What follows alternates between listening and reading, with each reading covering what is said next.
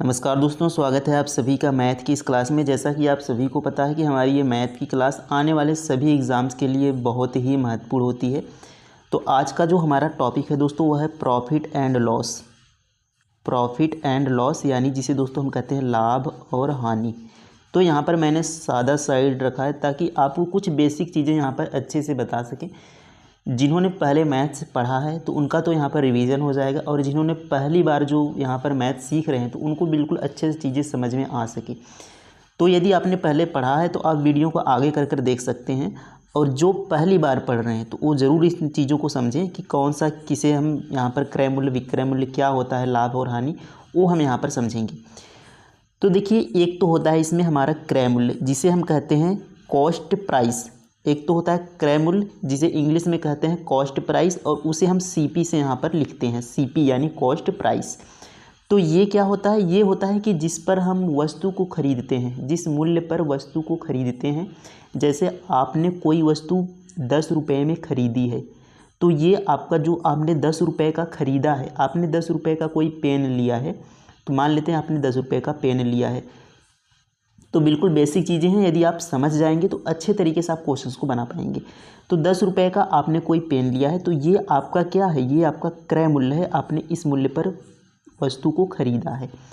अब एक होता है विक्रय मूल्य जिसे हम कहते हैं सेलिंग प्राइस, यानी एसपी लिखते हैं उसके लिए, सेलिंग प्राइस। तो यहाँ पर एसपी का मतलब सेलिंग प्राइस है, यानी विक्रय मूल्य, यानी जिस दाम पर वस्तु को बेचा जाता है।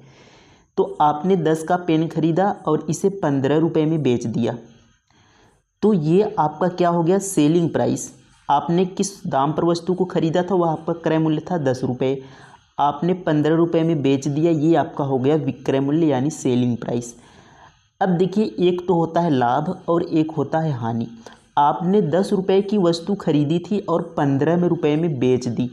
आप कितने रुपए अधिक में बेचा आपने? तो आप कहेंगे आपको 5 रुपये आपने अधिक में बेचा, यानी आपको 5 रुपये का क्या हो गया? लाभ हो गया, प्रॉफिट हो गया। ये हो गया आपका प्रॉफिट, क्योंकि आपने 10 की वस्तु को 15 रुपये में यानी अधिक में बेच दिया, तो 5 रुपये जो बचे आपके पास वह लाभ हो जाएगा, उसे हम प्रॉफिट कहते हैं। और यदि आपने 10 की वस्तु को खरीद कर 5 में ही बेच दिया होता है, 10 रुपये की वस्तु खरीदा 5 रुपये में ही बेच दिया, तो आपको क्या होता? आपको यहाँ पर 5 का यहाँ पर लॉस हो जाता है, यानी 5 रुपये की आपको हानि हो जाती, क्योंकि आपने क्रय मूल्य जिस पर आपने वस्तु को खरीदा था उससे 5 रुपये कम में ही बेच दिया, तो ये आपका हानि हो जाता। तो उम्मीद है ये बातें आपको समझ में आ गई होंगी। अब ये हमारा होता है बेसिक, कि जो हमने यहाँ पर लाभ और हानि हमने सीखा, लेकिन अब क्वेश्चन जो एग्ज़ाम में बनते हैं उसमें परसेंटेज को घुसा दिया है। परसेंटेज को, यानी जो आपने लाभ निकाला, आपका यहाँ पर लाभ 5 रुपये था, तो ये अब आपको ये बताना है कि ये परसेंटेज में कितना है। अब आप एग्ज़ाम में ये पूछता है कि ये परसेंटेज में कितना है, तो ध्यान रखेंगे जब भी हम परसेंटेज निकालेंगे, यानी 5 रुपये तो हमें लाभ हुआ है, लेकिन कितना परसेंट लाभ हुआ है ये कैसे निकालते हैं? तो जब भी आपको परसेंट निकालना हो लाभ या हानि का, तो आपको बटे में हमेशा क्रय मूल्य रखना है, यानी आपने जिस दाम पर वस्तु को खरीदा है उसी दाम पर आपको लाभ और हानि प्रतिशत निकालना है, बटे में उसके हमेशा आपको क्रय मूल्य रखना है। तो ये जो 5 है, आपने 5 का लाभ कमाया है, ये 10 का कितना प्रतिशत है? तो ये निकालने के लिए आपको यहाँ पर गुणा 100 करना होगा, तब आपको पता चलेगा कितना प्रतिशत है। तो 10 से आप काटेंगे 100 को 10 बार में, और 10 बचे 50, यानी आपको टोटल 50% का लाभ हुआ है। ये आपका परसेंटेज वैल्यू है। और वैसे तो 5 रुपये का लाभ हुआ था, लेकिन परसेंटेज में 50% का लाभ हुआ है। तो ये होता है एग्ज़ाम का क्वेश्चन जिसमें हमें परसेंटेज को यहाँ पर पूछा जाता है परसेंटेज में। तो उम्मीद है आप सभी बातों को यहाँ पर अच्छे से समझ गए होंगे कि क्या लाभ होता है, क्या हानि होती है, क्या क्रय मूल्य, क्या सेलिंग प्राइस। यदि नहीं समझ में आए तो एक बार वीडियो को फिर से देख लेंगे, आपको अच्छे से क्लियर हो जाएगा। तो चलिए अब प्रश्नों पर चलते हैं। उम्मीद है आप सभी को समझ में आ गया होगा। तो चलते हैं हम फर्स्ट क्वेश्चन पर। अब देखिए, ये हमारा एग्ज़ाम का क्वेश्चन है। लिखा है कि यदि एक वस्तु का क्रय मूल्य 4500 है और विक्रय मूल्य 3500 है, तो हानि प्रतिशत ज्ञात कीजिए। देखा, अभी हमने बताया कि हम तो हानि और लाभ हमने देखा, लेकिन यहाँ पर पूछा है हानि प्रतिशत, यानी जो अभी जस्ट मैंने बताया कि लाभ प्रतिशत और हानि प्रतिशत किस पर निकालते हैं, कैसे निकालते हैं, अभी मैंने बताया। तो ये देखिए आरआरबी के एग्ज़ाम में पूछा गया प्रश्न है, और ये सभी एग्ज़ाम में पूछा जाता है, ऐसा नहीं केवल आरआरबी में, एसएससी के भी एग्ज़ाम में ये क्वेश्चंस पूछे जाते हैं। तो चलिए निकालते हैं कि कैसे हम निकालेंगे। तो सबसे पहले मैंने क्या बताया कि जिस दाम पर वस्तु को खरीदते हैं उसे हम क्या कहते हैं, क्रय मूल्य, उसे हम कहते हैं सीपी। तो यहाँ पर देखिए लिखा है क्रय मूल्य, तो हमारा ये क्या हो गया 4500, ये हमारा है सीपी यानी कॉस्ट प्राइस क्रय मूल्य। और जिस पर हम वस्तु को बेचते हैं उसे हम कहते हैं विक्रय मूल्य, यानी विक्रय मूल्य कितना दिया गया है तो 3500, यानी ये हमारा हो गया सेलिंग प्राइस यानी एसपी, जिसे हम कहते हैं विक्रय मूल्य। तो हमने 4500 की वस्तु को खरीद कर 3500 में बेच दिया। तो आप देखिए यहाँ पर ध्यान दें कि 4500 में ख़रीदा है और 3500 में ही बेच दिया है, यानी कितने का हमें लॉस हो गया, तो हमें तो घाटा ही हुआ क्योंकि 4500 का हमने ख़रीदा और 3500 में ही बेच दिया। तो 1000 का यहाँ पर हमें क्या हो गया, हानि हो गया। क्या हो गया, हानि हो गया, लॉस हो गया हमारा 1000 का। तो यदि पूछा होता कि कितने की हानि हुई, तो हानि तो हमें 1000 की हुई है, लेकिन हमसे पूछा है कि कितने प्रतिशत की हानि हुई है, तो 1000 की तो हमें हानि हुई है, लेकिन प्रतिशत में निकालना है तो मैंने अभी बताया कि लाभ या हानि निकालना हो प्रतिशत में तो बटे में हमेशा क्रय मूल्य रखते हैं। तो क्रय मूल्य कितना है, 4500 है। परसेंटेज निकालना है, गुणा हमेशा 100 से कर देना है। देखिए यहाँ पर अब हम इसे सॉल्व कर लेते हैं। तो ये 2 जीरो से यहाँ पर 2 जीरो ये कट जाएगा नीचे से, और देखिए ये 5 से 9 बार में कट जाएगा, 5 9 45, और ये 5 दूना 10, ये 200 बार में कटेगा, यानी कितना आ जाएगा 200/9 आ जाएगा। तो 200 में हम 9 से भाग कर लेते हैं, कितना आ जाएगा, देखिए 9 दूनी 18 और बचेगा 2, ये 20 हो जाएगा, और 9 दूनी 18, अब बचेगा 2, तो 2 में हमें 9 से फिर से भाग करना है, यानी 22 सही 2/9% हमारा आंसर होगा। किस ऑप्शन में, ऑप्शन नंबर सी में दिया गया है। तो ये आपको यहाँ पर सॉल्व करना था। उम्मीद है आप सभी को यहाँ पर अच्छे तरीके से समझ में आ गया होगा। अब देखिए ये तो हमने यहाँ पर इतना लिखा, लेकिन हमें शॉर्ट में कैसे, और वही आदत हमें यहाँ पर डालनी है, हमें आदत बनानी है कि कैसे हमें शॉर्ट में करना है, कि कितना कम से कम हमें लिखना है, वो कैसे करेंगे। देखिए हमने यहाँ पर देखा कि सीपी 4500 है, एसपी हमारा 3500 है। तो हमने यहाँ पर सीधा सीधा यहाँ पर देख लिया कि हमें कितने का लॉस हो रहा है, 1000 का लॉस हो रहा है। तो आपको केवल वही चीज़ें लिखना है कि 1000 का लॉस हो रहा है, 4500 पे हो रहा है, ये हमारा परसेंटेज वैल्यू है। बस आपको ये सॉल्व करना है, आपको सीपी एसपी नहीं लिखने की ज़रूरत है, आपको डायरेक्ट इतना करना है। तो ये आप धीरे धीरे आदत बनाएंगे तो आपको अच्छे तरीके से यहाँ पर समझ में आने लगेगा। कम समय भी आपको यहाँ पर लगेगा, जो कि एग्ज़ाम में समय बचाना बहुत ज़रूरी है। तो चलिए नेक्स्ट क्वेश्चन देखेंगे। तो यहाँ पर सबसे पहले आपको यहाँ पर ये क्वेश्चन सॉल्व करना है। अब देखिए पहले ये क्वेश्चन सॉल्व करेंगे, फिर हम उन प्रश्नों को सॉल्व करेंगे। नेक्स्ट क्वेश्चन की एक पुस्तक को 15% लाभ पर 230 में बेचा गया, इसे 210 में बेचने पर होने वाला प्रतिशत लाभ या हानि ज्ञात कीजिए। तो इसका मतलब ये है कि कोई पुस्तक है जिसे 15% के लाभ पर 230 रुपये में बेचा गया है, यानी जो 230 में बेचा है हमने उसमें 15% का लाभ भी है, ये इसका कहने का मतलब है। तो 210 में बेचने पर होने वाला प्रतिशत लाभ या हानि, यदि उसे 210 में बेचेंगे तो लाभ या हानि कितना होगा। तो हमें यहाँ पर 210 में बेचने पर लाभ या हानि पता करने के लिए सबसे पहले क्या करना होगा, लाभ या हानि प्रतिशत पता करने के लिए आपके पास तो क्रय मूल्य होना चाहिए कि किस पर हमने वस्तु को खरीदा है। तो हम सबसे पहले क्रय मूल्य निकालते हैं। कैसे निकालेंगे, देखिए जब भी हम किसी वस्तु को खरीदते हैं या कोई वस्तु कितनी होती है, तो कोई वस्तु अपने आप में 100% हमेशा होती है। जैसे आपने 10 रुपये का कोई पेन खरीदा, तो आपने जो 10 रुपये दिए हैं वह 100% के बराबर है। आपने जो वस्तु खरीदी है 10 रुपये में वह 100% के बराबर है। आपने उसे 20% लाभ पर बेच दिया, तो 100% का 20% कितना हो जाएगा, 120 हो जाएगा। तो उसी तरीके से समझिए कि 15% के लाभ पर 230 में बेचा, तो 100% की तो हमने खरीदी थी, 15% के लाभ पर हमने बेच दिया, तो 100 का 15% कितना हो जाएगा, 115 हो जाएगा, क्योंकि 100 का 15% तो 15 ही होगा। इसीलिए हम 100 मानते हैं हमेशा, ताकि 100 पे कोई भी परसेंटेज निकालना आसान होता है। आप 100 की जगह 200 मान लें, 400 मान लें, 330 मान ले, 220 मान ले, लेकिन आपको आंसर आएगा, लेकिन आपको वहाँ पे परसेंटेज वैल्यू जो निकालनी होती है वह बहुत ही मुश्किल हो जाएगा। इसलिए हम 100 मानते हैं, क्योंकि 100 का जितना परसेंट आपको निकालना है उसका परसेंट वही होगा। 100 का 15% 15 ही होगा, 100 का 40% 40 ही होगा, इसलिए हम 100 मानते हैं। ये आप ध्यान रखें। तो 15% लाभ पर हमने बेचा, तो 115 में हमने बेच दिया है, लेकिन कहा है कि 230 में बेचा है, तो परसेंटेज का वैल्यू तो 115 है, लेकिन उसने जो एक्चुअल वैल्यू कहा है 230 है।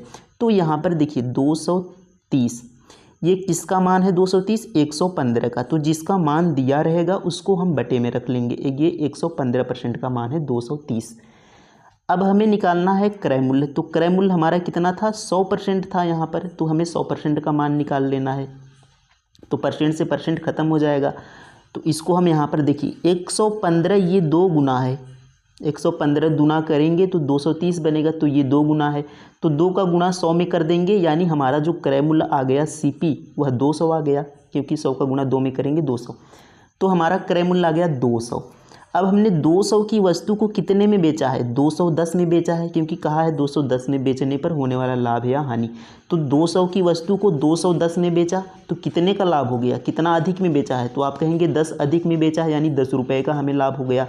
तो हमें तो लाभ हो गया 10 रुपये का, लेकिन हमसे प्रतिशत पूछा है, तो वही हमें फिर निकालना होगा कि हमें क्रय मूल्य पर प्रतिशत निकालना है। तो 200, तो देखिए यहाँ पर थोड़ा सा क्लियर करेंगे।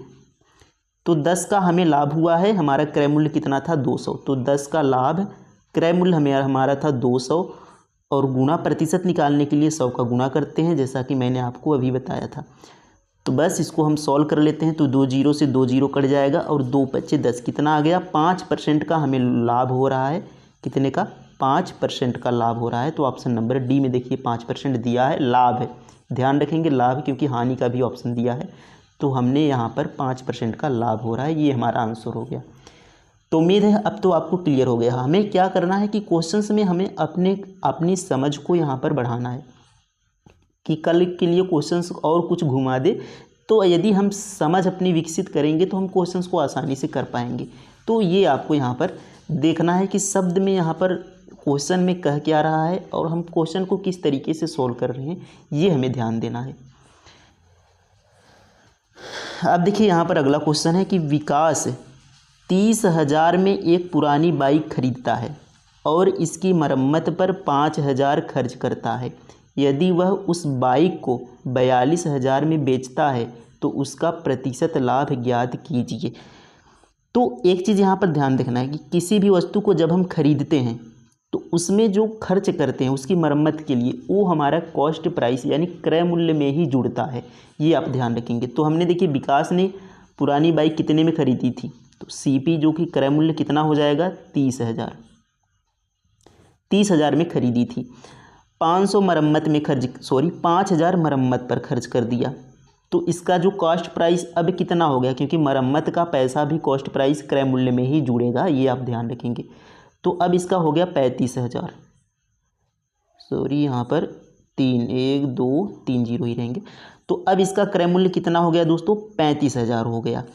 अब कहा है कि उसने बाइक को 42,000 में बेच दिया, तो 35,000 टोटल उसका खर्चा हुआ, 35,000 में खरीदा और बेचा कितने में, सेलिंग प्राइस विक्रय मूल्य कितना हुआ उसका 42,000, कितना हो गया 42,000।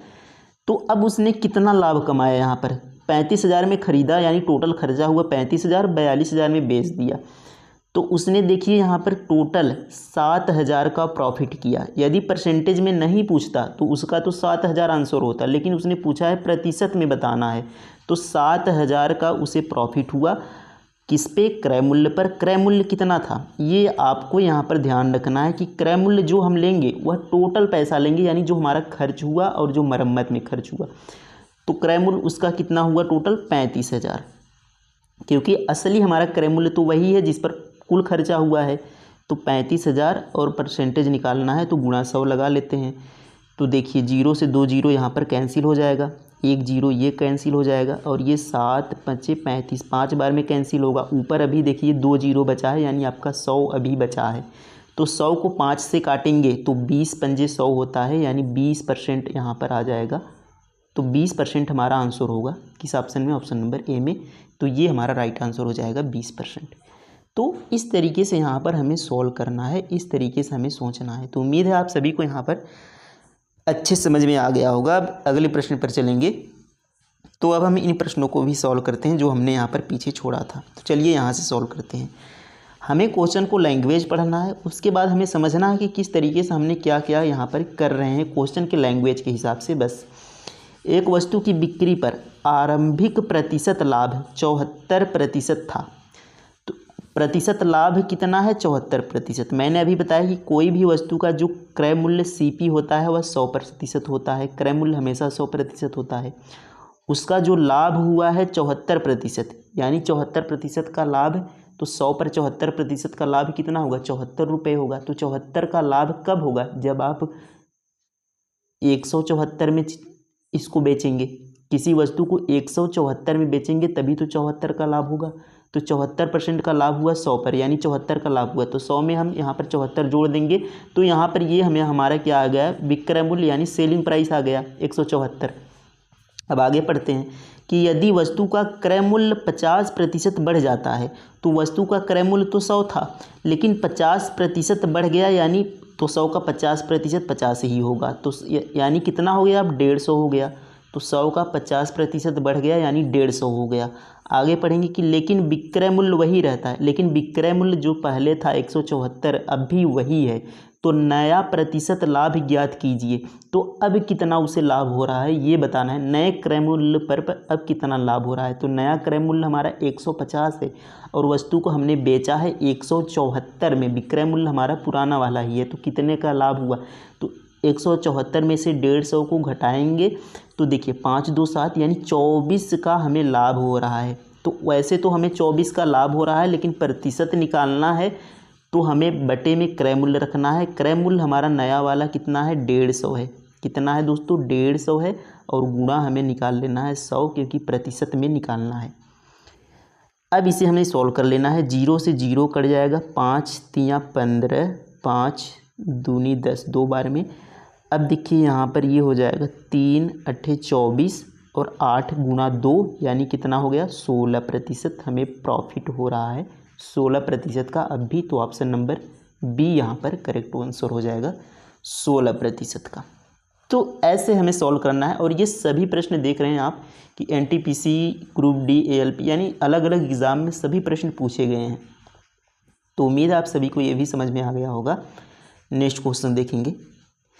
अब देखिए ये क्वेश्चंस, तो ऐसे क्वेश्चंस जो हैं ये हर एग्ज़ाम में पूछे जाते हैं और ये फिक्स टाइप के हैं कि इसी टाइप के बनेंगे और हर एग्ज़ाम में पूछे जाएंगे। क्वेश्चन है कि 32 वस्तुओं का विक्रय मूल्य 38 वस्तुओं के क्रय मूल्य के बराबर है। तो जैसा क्वेश्चन कर रहा है वैसे हमें लिखना है कि 32 वस्तुओं का क्रय मूल्य, यहाँ पर 32 वस्तुओं का विक्रय मूल्य। तो 32 का SP, 32 वस्तुओं का विक्रय मूल्य बराबर 38 वस्तुओं के क्रय मूल्य यानी 38 का CP कॉस्ट प्राइस क्रय मूल्य के बराबर है। तो यहाँ पर हमने बराबर कर लिया कि 32 वस्तुओं का विक्रय मूल्य 38 वस्तुओं के क्रय मूल्य के बराबर है। अब यह लाभ या हानि प्रतिशत हमें बताना है। तो यहाँ से देखिए SP और CP यानी क्रय मूल्य और विक्रय मूल्य का यहाँ से हमें अनुपात मिल जाएगा। तो उससे हम यहाँ पर परसेंटेज में वैल्यू निकाल लेंगे। तो परसेंटेज निकालने के लिए आपको कोई भी रियल वैल्यू की आवश्यकता नहीं है, यानी जो वास्तविक कोई भी संख्या की हमें आवश्यकता नहीं है। अनुपात से भी निकाल सकते हैं हम यहाँ पर परसेंटेज मान। तो यहाँ पर इसे सॉल्व कर लेते हैं। कितनी बार, देखिए ये 16 बार में कट जाएगा और ये 19 बार में ना, 2 से काट लेंगे। अब देखिए जो जिसके बराबर है उसको हम यहाँ पर बराबर कर लेते हैं। तो इसको हम यहाँ पर अभी नहीं काटते, थोड़ा सा सॉल्व कर लेंगे ताकि हमें स्पेस की कमी ना पड़े। तो जो जिसके बराबर, जैसे CP के बराबर में देखिए 32 है और SP के बराबर में 38 है। तो इनके बराबर बराबर में कर लेते हैं। तो यहाँ पर हम लिख लेते हैं CP बटे SP। तो CP के बराबर में दोस्तों था 32, SP के बराबर में था 38। अब इसको हम सॉल्व कर लेते हैं। तो 16 और 19 तो यहाँ पर अब देखिए कि क्रय मूल्य हमारा 16 है, विक्रय मूल्य हमारा 19 है। तो 16 की वस्तु को खरीद कर हमने 19 में बेच दिया, तो हमें यहाँ पर प्रॉफिट हो रहा है कितने का, 6 3 9, यानी 16 और 3 19 होता है। तो 3 रुपये का हमें यहाँ पर मान लेते हैं प्रॉफिट हो रहा है। तो परसेंटेज में बताना है तो 3 बटे हमें कर लेना है क्रय मूल्य। क्रय मूल्य हमारा कितना है, 16 है, तो बटे 16 गुणा 100। तो यहाँ पर हम 300 कर लेते हैं, इसको हम यहाँ पर देखिए 100 कर लेते हैं। परसेंटेज निकालना है तो 4 चौके 16 और ये 25 बार में कटेगा, तो ये हो जाएगा देखिए 25 तियाँ 75 बटे 4। तो 75 बटे 4 ये कितना प्रतिशत होगा, भाग कर लेंगे तो ये जाएगा आपका 4 4 दूना 8 ज़्यादा हो रहा है, 4 एकम 4 3 4 सत्ते 28 4 अट्ठे 32 4 अट्ठे कितना हो जाएगा, 32 हो जाएगा। तो 18 पॉइंट कुछ आपका आएगा। तो 18 पॉइंट देखेंगे किस ऑप्शन में है, तो ऑप्शन नंबर सी में ही केवल है 18.75, और यही हमारा क्या हो जाएगा, आंसर हो जाएगा। तो इस तरीके से ऑप्शंस पे भी ध्यान देना है कि जहाँ पर दशमलव वाली संख्याएं हो उसे हमें पूरा सॉल्व करने की ज़रूरत भी नहीं पड़ती।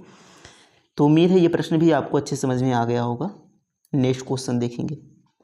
अब देखिए ये अगला प्रश्न है कि एक व्यक्ति ने कुछ फल 30 रुपये में 14 की दर से खरीदे और उन्हें 20 में 7 की दर से बेच दिया, उसका प्रतिशत लाभ क्या है। तो ये देखिए आसान सा क्वेश्चन से बेस्ट एग्जाम में पूछा जाता है। तो बेस्ट तरीका इसका सॉल्व करने का क्या है कि 30 रुपये में 14 की दर से, तो हम एक वस्तु यहाँ पर मतलब 30 रुपये में 14 कुछ जो फल हैं 30 रुपये में 14 फल बेचे हैं, तो एक फल का दाम निकाल लेते हैं यहाँ से हम। तो 30 के भाग कर देंगे 14, यहाँ से एक फल का दाम आ गया, तो एक फल का दाम आ गया। अब आगे का है उन्हें 20 रुपये में 7 की दर से बेच दिया, यहाँ पर अनुपात ले लेंगे दोनों का, कितने में बेच दिया, 20 रुपये में 7 की दर से। तो यहाँ पर भी हम एक फल का दाम निकाल लेंगे, बस हमारा अनुपात बन गया कि एक फल का दाम आ गया इतने में ख़रीदा था और एक फल का दाम आ गया इतने में बेचा था। तो ये हमारा जो है ये पहला अनुपात, ये हमारा क्रय मूल्य का है कि कितने में हमने ख़रीदा, और ये हमारा है एसपी का यानी विक्रय मूल्य का, कितने में हमने बेचा है एक फल का दाम। बस यहाँ से अब रेशियो को सॉल्व कर लेना है। 7 यहाँ कट जाएगा, 7 दूना 14। यहाँ पर हमने अनुपात इसलिए लिया ताकि आपको क्वेश्चन को सॉल्व करने में आसानी हो और ये वैल्यू जो हैं आपस में कट जाएँ। अब देखिए 7 दूना 14 हो गया। अब ये 2 से कितनी बार में कट जाएगा, 15 बार में कट जाएगा, और ये 5 तियाँ 15 5 चौके 20, यानी जो हमारा फाइनल रेशियो आएगा वह 3:4 का फाइनल रेशियो आएगा। तो 3 का हमने ख़रीदा और 4 में बेच दिया, एक का तो हमें यहाँ पर प्रॉफिट हो गया, 3 में ख़रीद कर 4 में बेचा तो 1 का प्रॉफिट हो गया। तो 1 का प्रॉफिट हो गया, परसेंटेज में बताना है, बटे किसको रखेंगे, क्रय मूल्य। क्रय मूल्य कितना था, 3 था, क्योंकि यहाँ पर देखिए सीपी ये हमारा है, पहले हमारा सीपी है बाद में एसपी, तो क्रय मूल्य 3 था, गुणा 100 कर लेते हैं। तो 100 में 3 का भाग करेंगे तो 33.33% आपका आएगा ऑप्शन नंबर बी में। देखिए 33.33% है और यही हमारा क्या हो जाएगा, आंसर हो जाएगा। तो इस तरीके से आपको इस प्रश्न को सॉल्व करना है, आसानी से आप सॉल्व कर पाएंगे। नेक्स्ट क्वेश्चन है, देखिए यहाँ पर ये बेईमान दुकानदार वाला क्वेश्चन है, तो एक क्वेश्चन हम इसमें कर लेते हैं, बाकी बेईमान दुकानदार के क्वेश्चंस को हम अलग से करेंगे और डिस्काउंट के भी क्वेश्चंस को हम अलग से करेंगे। तो क्वेश्चन है कि एक दुकानदार देखिए 18 केजी के भाव पर खरीदे गए गेहूं को 20 केजी के भाव पर बेचता है और वह बेचने के समय 1 केजी के बजाय केवल 900 ग्राम गेहूं देता है, दुकानदार का वास्तविक प्रतिशत लाभ कितना है। तो देखिए बिल्कुल आसान तरीके से हम सॉल्व करेंगे। 18 केजी के भाव पर खरीदता है और 20 केजी के भाव पर बेचता है, तो यहाँ पर देखिए रेशियो से इसको हम सॉल्व करेंगे। 18 में खरीदा, 18 में खरीदता है खुद और 20 में बेच देता है। यहाँ पर देखिए इसको यहाँ से करते हैं, 18 में खरीदता है और 20 में बेच देता है। आगे देखेंगे, अब ये हमारा रेशियो में है, ध्यान रखेंगे। बेचने के समय 1 केजी के बजाय केवल 900 ग्राम गेहूं देता है, तो देखिए यहाँ पर तो 18 केजी में ख़रीदा 20 केजी में बेच दिया, एक रेशियो ये हो गया। और जो गेहूं दे रहा है वह 1 केजी के बजाय 900 ग्राम ही गेहूं देता है। तो यहाँ पर आप थोड़ी सी चीज़ें समझना है आपको कि 900 ग्राम ही केवल देता है, तो उसके पास से जो जाएगा वह केवल 900 ग्राम ही गया। ये जो आपका है इस साइड का, ये आपका दुकानदार का है और ये आपका कस्टमर का है। तो दुकानदार के पास से केवल 900 ही जाएगा, 900 ग्राम ही जाएगा, लेकिन वह पैसे कितने का लेगा? तो पैसे वह 1000 ग्राम का लेगा। ये आप यहाँ पर थोड़ा सा ध्यान देंगे कि आपको कम वाली वैल्यू जो है वह दुकानदार की साइड रखनी है, और जो अधिक वाली वैल्यू है ये आपको कस्टमर की साइड रखनी है कि 900 ग्राम ही दुकानदार अपने पास से कितना दे रहा है? 900 ग्राम ही दे रहा है, लेकिन पैसा कितने का ले रहा है? 1000 ग्राम का। तो इस तरीके से आपको यहाँ पर बनाना है। अब इसको हम यहाँ पर सॉल्व करते हैं। तो यहाँ पर 2 जीरो से 2 जीरो ये कट जाएगा, और देखिए यहाँ पर ये भी, ये 2 निया 18 हो जाएगा, और 2 दहा में 20 हो जाएगा। रेशियो के इस पार और उस पार से आप काट सकते हैं। रेशियो के इधर, जैसे दोनों इधर साइड से आप नहीं काट सकते, केवल रेशियो के इस पार और इस पार के अंक को आप यहाँ पर काट सकते हैं। तो यहाँ पर देखिए 10 यहाँ पर बचा, 10 यहाँ पर, 9 यहाँ पर, 9 यहाँ पर, 9 9 कितना हो जाएगा? 9 9 81 हो जाएगा, और 10 दहा में 100। तो 81 की वस्तु को उसने कितने में बेच दिया? 100 में बेच दिया। कितने का प्रॉफिट हो गया उसे? 19। 81 का खरीदा, 100 में बेच दिया, तो 19 तो ज़्यादा में बेच दिया, तो 19 का प्रॉफिट हो गया।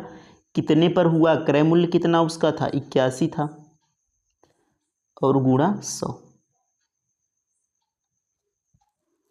तो 19 की वस्तु को उसने कितने में बेच दिया? 81 में बेच दिया, और यहाँ पर गुणा हम कितना कर लेते हैं? 100 कर लेते हैं। तो अब यहाँ पर हमें क्या करना है? भाग करना है। तो 1900 में 81 से भाग करेंगे। देखिए यहाँ पर 1900 में हमें भाग करना है 81 से। तो 81 से कितनी बार में जाएगा? 2 बार में जाएगा। तो देखिए 2 एकम 2 और 2 8 16। कितना यहाँ पर? 10 में से 2 जाएगा, 8 आ जाएगा। यहाँ पर बचेगा 8 में से 6 जाएगा, 2 आ जाएगा, ये हो जाएगा 0। अब देखिए यहाँ पर 28 आ गया, यहाँ पर 1 0 उतार लेते हैं।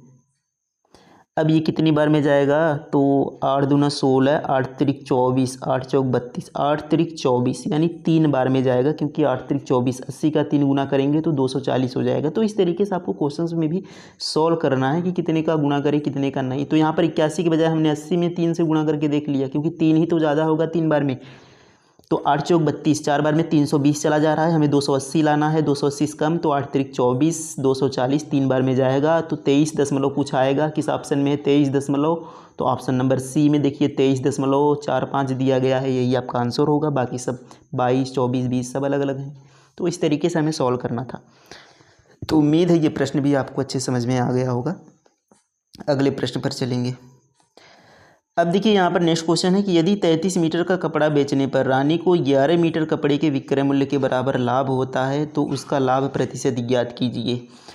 तो रानी ने क्या किया कि 33 मीटर का कपड़ा बेचा। तो देखिए 33 मीटर सेलिंग प्राइस, 33 मीटर कपड़ा बेचा, तो 33 मीटर तो ख़रीदा भी होगा, तो 33 मीटर हमारा सीपी भी होगा।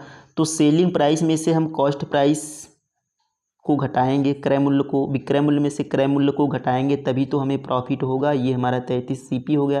33 मीटर खरीदा था, 33 मीटर बेचा है, और यहाँ पर हमने एसपी विक्रय मूल्य से में से क्रय मूल्य इसलिए घटाया है क्योंकि 11 मीटर कपड़े के विक्रय मूल्य के बराबर लाभ होता है। तो 11 का एसपी यहाँ पर कर लेंगे, ये विक्रय मूल्य के बराबर लाभ हो रहा है, और विक्रय मूल्य माइनस क्रय मूल्य बराबर लाभ होता है, और 11 मीटर विक्रय मूल्य के बराबर लाभ हो रहा है। तो इसलिए हमने यहाँ पर 11 एसपी कर लिया। बस हमारा क्वेश्चन सॉल्व हो गया। अब यहाँ पर हमें रेशियो निकाल लेना है कि ये 33 को इधर भेजेंगे तो ये प्लस में हो जाएगा, इस 11 को इधर ले आएंगे तो माइनस में हो जाएगा, तो 33 में से 11 को घटा लेंगे तो 22 आ जाएगा। तो ये आपका जो वैल्यू आ जाएगा वह 22 एसपी बराबर आ जाएगा 33 सीपी। इसको सॉल्व करेंगे तो ये आपका आ जाएगा, यहाँ पर आपका 11 एसपी था बराबर में। अब देखिए यहाँ पर 11 दूना 22, 11 तियाँ 33 कट गया, यानी ये देखिए यहाँ पर सीपी क्रय मूल्य के सामने 2 है और विक्रय मूल्य के सामने 3 है, तो 2 की वस्तु को 3 में बेच दिया, 1 का प्रॉफिट हो गया। कितना पे हुआ? 2 पे हुआ। क्रय मूल्य 100 से गुणा करेंगे परसेंटेज, तो 2 से 100 को 50 बार में काट देंगे, तो 50% का हमें प्रॉफिट हो गया। ऑप्शन नंबर सी में 50% है। तो इस तरीके से हमें प्रश्नों को सॉल्व करना है। उम्मीद है आप सभी को ये क्लास अच्छे समझ में आई होगी, और कमेंट में ज़रूर लिखेंगे कि क्लास कैसी लगी। मिलते हैं अगले नेक्स्ट वीडियो में। थैंक यू, धन्यवाद, जय हिंद।